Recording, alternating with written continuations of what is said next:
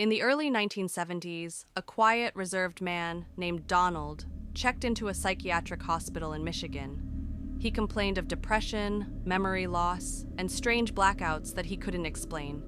At first glance, his case seemed like many others, but it wouldn't stay that way for long. It started with subtle differences. On some days, Donald was shy, anxious, soft-spoken. He seemed afraid of conflict, always apologizing for things that didn't happen. But on other days, something changed.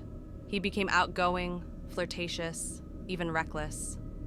He spoke with confidence, laughed loudly, and introduced himself as Rick.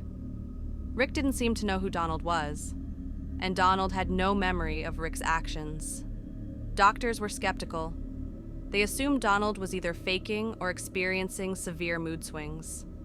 But as time passed, the differences became too distinct to ignore. Donald and Rick had different speech patterns, different attitudes toward the staff, and even different handwriting styles. One was right-handed, the other, left-handed. Psychiatrists observed him around the clock. They recorded every interaction. They gave him psychological tests, and even tried lie detectors.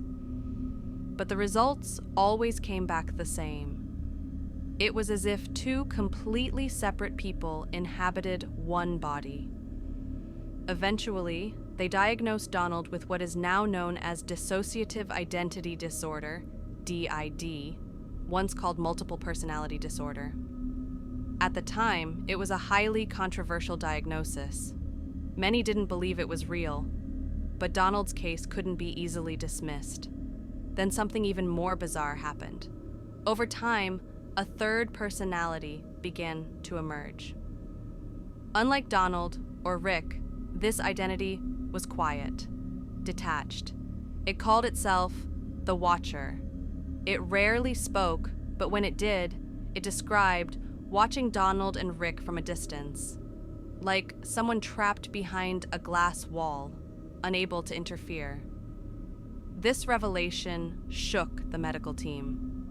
The idea that not only two, but three identities could coexist, one of them silently observing, was unprecedented.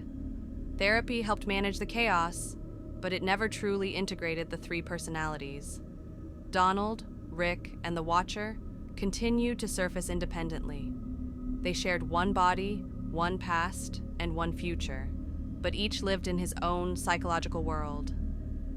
To this day, the full story remains mysterious. Was it the result of childhood trauma, an extreme coping mechanism, or is the human mind simply far more fragmented and layered than we've been willing to believe? Donald's case became one of the most studied and debated examples in psychiatric history, and yet no one could ever fully explain it. One man, three identities, and a question with no clear answer. Who was he, really? Sometimes, the scariest mysteries aren't found in dark alleys or abandoned houses. They're hiding deep inside our own minds.